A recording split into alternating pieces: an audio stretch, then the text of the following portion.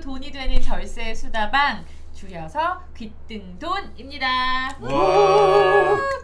네, 저는 귀등돈의 진행을 맡고 있는 정경제부 기자이자 현재는 프리랜서 그리고 7개월 뚱뚱이 임산부 김선경이라고 합니다. 반갑습니다.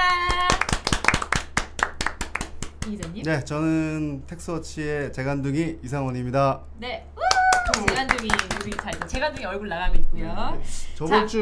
저번에 제가 몰랐는데 그러네. 방금 영상 보고 옷이 똑같더라. 그래서 혹시나 오해하실까봐 저는 같은 날 녹화한 게 아니고요. 다른 날이거든요. 스트라이프 티셔츠가 집에 10개 있으시다고 합니다. 스티브 잡스처럼. 하나 사야 되겠네요. 네, 그리고 오늘 저희의 주인공 박정수 세무사님인데, 자, 이분은 양도세 달인은 아니고 달인의 수제자, 달인이 픽한 수제자 박정수 세무사님 오늘 함께하겠습니다. 어서 오세요. 네, 안녕하세요. 네, 안녕하세요. 반갑습니다. 네, 거의 달인급이죠. 뭐. 그렇죠. 아닙니다. 달인 미니미 뭐 이렇게. 네. 지난 시간 저희와 함께 저희가 이제 부동산 세금 뽀개기 이렇게 지금 준비를 하고 있는데, 부동산 세금에서 일단 첫 번째로 임대사업자들의 그 임대소득세 관련한 내용을 일단 짚어봤고, 오늘은 자, 이게 가장 큰 고민이죠. 사실 집 처분하실 때 양도세 두들겨 맞으면 얼마나 가슴이 아픕니까? 갑자기 막 몇억 몇십억씩 내라고 하면, 자, 그거를 이제 어떻게 줄일 수 있는지 이 꿀팁을 오늘 박정수 세무사님께서 자 쏙쏙 짚어주실 거죠? 아, 네, 그럼요. 오늘 그 부분에 있어서만큼은 거의 뭐 자신 있으시잖아요, 그렇죠? 네, 또 지금 현업에서 많은 그런 상담을 하고 있기 때문에 그 부분에 있어서 좀 주의해야 될 상황이랑 몇 가지 팁 준비해서 나왔습니다. 네. 자, 저희 귀등돈 네이버에서 귀등돈 그냥 검색하셔서 오디오로 들으셔도 좋겠지만, 유튜브로 저희가 라이브 방송도 실시를 하고 있고 계속 업로드하고 있으니까 유튜브로 보시면 아마 이해가 더 잘 되실 것 같아요. 그래서 유튜브에서도 절세 수다방 혹은 귀등돈 검색하시면 보실 수 있으니까 구독, 뭐 좋아요 좀 센스 있게 해주실 거라 믿고, 저희 배경 보이시나요? 저희가 양도세여가지고 특별히 이제 배경도 예쁘게 준비를 했는데, 음마 아파트라고 또 디테일하게 지금 저희 있습니다. 그래픽 기자가 직접 그린 겁니다. 센스가 보통이 아닌 것 같아요. 진짜. 음마 아파트. 네. 자, 이름 한번 알려줘도 될까요? 네네. 네, 변혜준 기자라고요. 감사합니다. 잘생기신 분. 네네. 다음번에는 또 어떤 센스 있는 그림으로 저희를 깜짝 놀라게 해줄지 저희 다 같이 좀 기대를 해보고, 혹시 양도세 관련해서 지금부터라도 좀 궁금하신 거 있으신 분들, 혹은 나 음마 아파트 사는데 이러신 분들 지금 리플 남겨주시면 대한민국 최고의 양도세 달인 우리 박정수 세무사님께서 아주 쏙쏙 설명을 해주실 겁니다. 자, 궁금한 거 일단 지금 요즘에도 양도세, 요즘 뭐 부동산 시장 죽었다, 뭐 거래 침체기다, 뭐 이런 기사는 일단 나오는데, 기사는 기사고 양도세 문의 정말 많이 들어온다면서요? 어떻습니까? 네, 그 지금 17년도 그 파리 부동산 대책 발표되고 또 이제 9.13 부동산 대책까지 계속 나오면서 그 상담이 굉장히 많아졌어요. 상담. 그러니까 다주택을 가지고 계신 분들이 나 이거 팔아도 되는지, 그러면 어떻게 해야 세금을 줄일 수 있고 또 이제 비과세를 받을 수 있는지, 이런 부분들에 대해서 지금 거의 폭발적으로 증가했습니다. 그래서 정말 그 상담 문의가 뭐 하루에 뭐 세네 건씩 하는 건 보통이고, 정말 뭐 저희 뭐 대표님 상담을 지금 하시려고 하는 분들 같은 경우는 진짜 뭐 2주, 뭐 3주 이렇게 대기하시는 분들이 있을 정도로. 안수남 세무사님, 달인이신 분이죠. 네, 그렇죠. 달인을 만나기 어렵잖아요. 어렵죠. 그래서 줄 서는 식당 같은 거죠. 네, 그런 그렇죠. 느낌이죠. 줄 서서 네네네. 내가 정확한 상담을 받아야 하는 분들은 또 그렇게까지 이제 많이 대기가 되고 있어서 정말 폭발적으로 많이 증가하고 있는 상황이죠. 그래서 달인의 수제자와 함께 오늘 궁금증 해결하실 수 있는데, 궁금한 게 어떤 사례들이 많을까 궁금해요. 뭐 아무래도 다주택자들이 좀 급하게 이제 집을 처분하려는 경우가 많을 것 같긴 한데 어떻습니까? 그렇죠. 뭐 요즘 시기인 만큼 뭐 다주택자분들이 이제 상담 문의량이 굉장히 많이 늘었어요. 그래서 내가 보유하고 있는 주택이 뭐 이 두 주택인데. 부럽다. 그렇죠. 부럽죠. 네네. 저희는 갑자기 뭐 말이 좀 셀 수는 있는데 상대적 박탈감을 느낄 때가 굉장히 많습니다. 그렇죠. 무주택자인 저로서는 뭐 한 1년 만에 뭐 4억을 벌어오시니까. 그렇죠. 양도 차익이. 그렇죠. 다시 본론으로 들어와서 그런 분들이 어떻게 하면 또 이제 그 양도 차익을 좀 줄일 수 있는 방법이 있는지, 그래서 여러 가지 이런 분들을 대상으로 저희가 뭐 각종 증여를 한다거나 임대사업자 등록을 한다거나 아니면 뭐 다른 이제 특례주택을 저희가 찾아서 감면을 적용시킨다거나 이런 여러 가지 도사님 컨설팅을 하고 있는 상황입니다. 그럼 극단적으로 저 잘 모르는 사람들을 위해서 이만큼까지 세금을 내야 하는 거였는데 이만큼까지 줄여봤다 뭐 이런 거 혹시 있을까요? 줄여봤다? 그러니까, 줄여봤다? 네, 있을 수 있죠. 절세를 한 거죠, 방법적으로. 컨설팅 사례 중에 제일 얼마까지 우리는 절세를 해봤다 뭐 이런 거 있어요 혹시? 지금 금액은 제가 정확히 기억 안 나는데 최근에 이제 했던 사례 중에 이게 또 도곡동인데 도곡동 굉장히 좋아하세요. 이분이 굉장히 도곡동으로. 도곡동 사례가 아니라 그분들이 이제 다주택자가 되는 거죠. 근데 네네네. 이제 그 아카데미 스위트였나요? 아카데미 스위트 2채. 네네. 그리고 타워 팰리스 2채. 그리고 아카데미 스위트는 오피스텔이고요. 타워 팰리스는 주상복합. 네, 주상복합 하나랑 또 9층이어서 그런 분들이 있었어요. 그리고 또 한 채는 집을 왜 이렇게 많이 갖고 계시죠? 지금 이제 또 도곡동인데 실제 그분들은 양재천 옆에 있는 이분이었는데 방법이 없는 거예요. 왜냐하면 면적이 다 85제곱미터가 초과되고 이상. 그리고 지역도 강남이고 부업이 초과되니까 어딜 돌아봐도 이게 답이 없으신 분들이었는데 그럼 이제 양도세 중과세를 두들겨 맞는 상황. 그렇죠. 그래서 이분들 같은 경우는 다행히도 그 아카데미 스위트가 이제 그 신축주택 감면에 해당되는 걸 모르고 계셨는데 저희가 이제 보유 현황이랑 취득 시기랑 뭐 어떻게 취득했는지를 보니까 감면 대상으로 또 이제 이분은 양도세액이 8억이 났어요. 그럼 팔면 세금이 5억인데 근데 감면을 받으면 뭐 4천만 원에 끝나는. 그러니까 그렇게 두 채를 다 처분을 하게끔 하는 경우도 있어요. 그렇기 때문에 이게 또 모두가 해당되는 게 아니라 각각 보유 현황이나 처한 상황에 따라 다른 거예요. 그러니까 5억 낼 거를 4천만 원으로 그렇게 쇼부를 봤다. 그게 이제 두 채를 다 정리를 하고. 근데 이게 뭐 불법이 아니라 그런 법을 것들을 이용해서. 일반인들은 모르지만 여기서는 이제 그런 혜택 받을 수 있는 부분들을 법을 활용해서 뽑아내는 거죠. 이용했다고 하니까 약간 좀 그렇죠. 법을 활용해서 본인 그 납세자금을 모르고 있었지만 저희가 보니까 그래서 아는 만큼 여러분 돈을 아낄 수 있는 거. 그래서 세금을 아끼는 게 이렇게 중요한 거. 그래서 귀등돈이 중요한 겁니다, 여러분. 5억 냈다면은 엄청 억울한 일이잖아요. 그분은 팔 수가 없었죠. 그러면 못 팔죠. 5억을 어떻게 내요? 근데 지금 막 종합부동산세를 저희가 시뮬레이션을 돌려보니까 그렇게 한 4채 가지고 계신 분이 18년도에는 3천만 원 정도였거든요.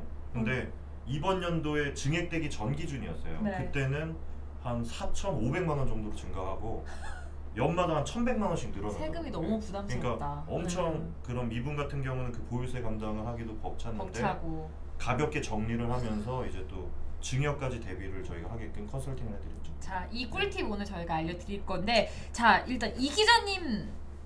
우리 이 기자님도 양도세 이 사례가 있다고 하는데 몰랐어요. 금수저신 거예요. 되게 좀 전에 뭐 타워 팰리스 뭐 이런 얘기 들으니까 저 좀 얘기 안 하고 싶은데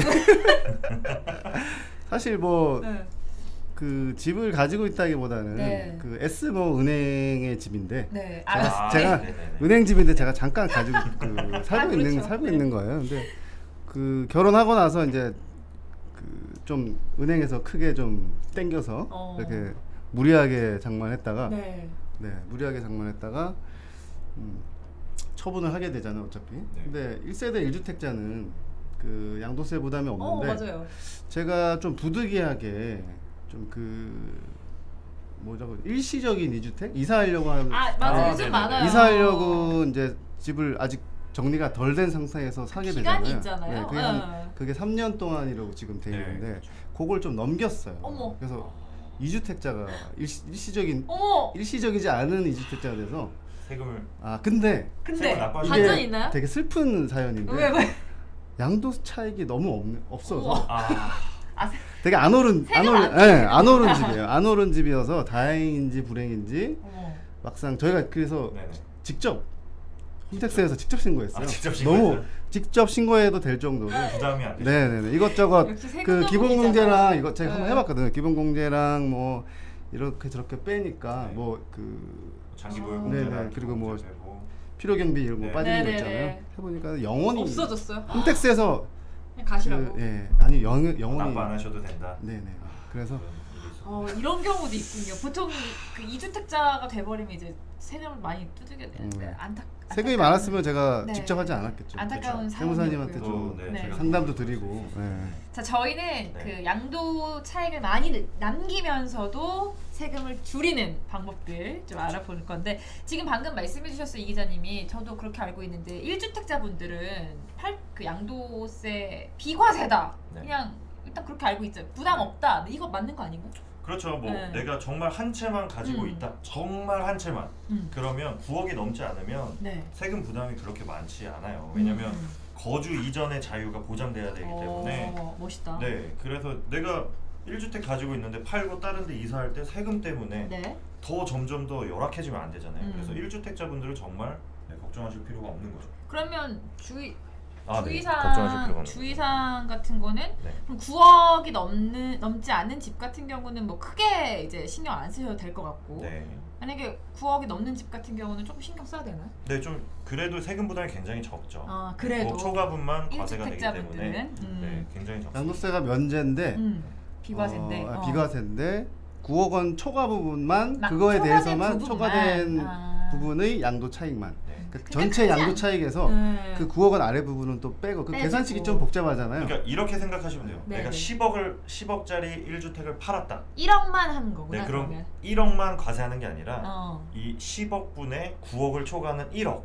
그럼 내가 양도 차익이 5억이 생겼다고 하더라도 10억 분의 9억을 초과하는 1억이니까 10%만 과세 대상 양도 차익이 되는 거죠. 그래서 5억의 양도 차익이 5천만 원으로 줄고, 또 장기보유 특별공제가 80%까지 가니까 20%만 과세되잖아요. 그럼 5억이 1,000만 원이 돼요. 아이고. 그러니까 세금 부담이 굉장히 적죠. 근데 요즘에도 그렇게 5억의 양도 차이 나는 그런 데가, 이건 뭐 제가 죄송합니다. 딴 얘기를 했네요. 요즘 엄청 많아요. 엄청 많아요. 그런 꿀팁 있다가 저희 계속 끝까지 보시면 알려드리겠습니다. 여러분. 꼭 끝까지 시청해주세요. 누가 들어와서 말씀하시나 볼까요? 리플 남겨주시면 특별히 그 지역에 관련된 맵을 알려드리도록 하겠습니다.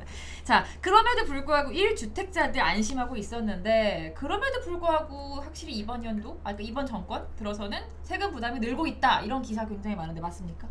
네, 조금 좀 깊게 보면 늘어났다고 할 수 있는데요. 그러니까 최근에 그 법령 개정된 게 하나 있는데 그거는 실제 1주택자 대상은 아니고 원래 그 다주택자라도 집이 5채 있는데 임대를 4채를 주고 있고 한 채는 자기가 살고 있어요.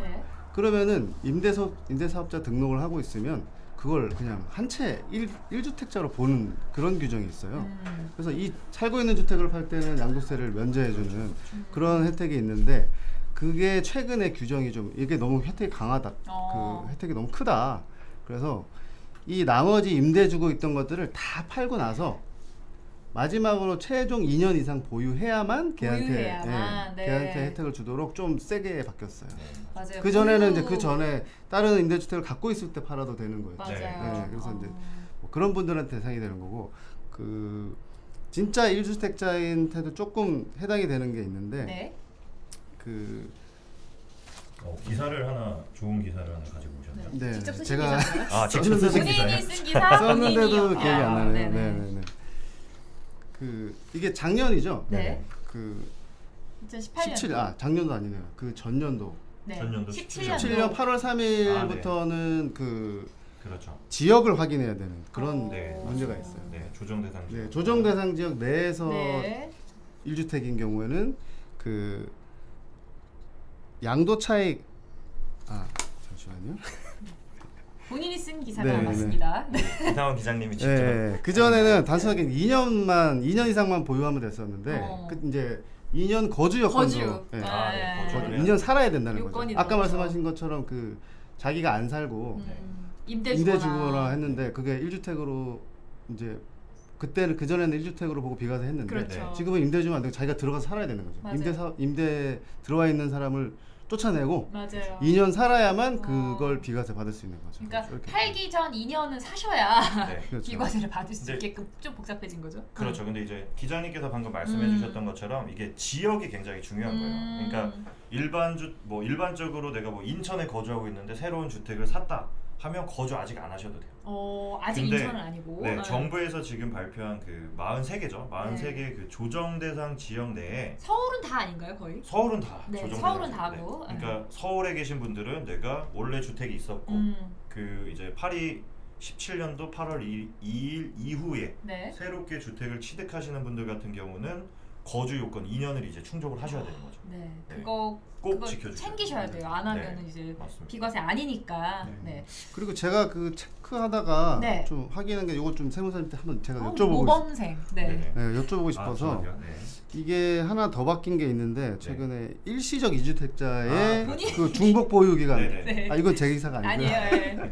제가 이제 확인하다가 요게 원래 일시적 이주택자는 그 3년 이내에만 종전주택을 팔면 1주택자로 봤는데 요게 2년 이내로 바뀐다. 네, 맞아요. 줄어들죠. 그 조정 대상 지역. 그게 정확히 보면 조정 대상 지역, 예를 들어서 이제 서울이죠. 서울에서 내가 한 주택을 가지고 있다가 1년 이상 보유하고 그 이후에 또 조정 대상 지역에 있는 주택을 취득한 분들에 한해서요.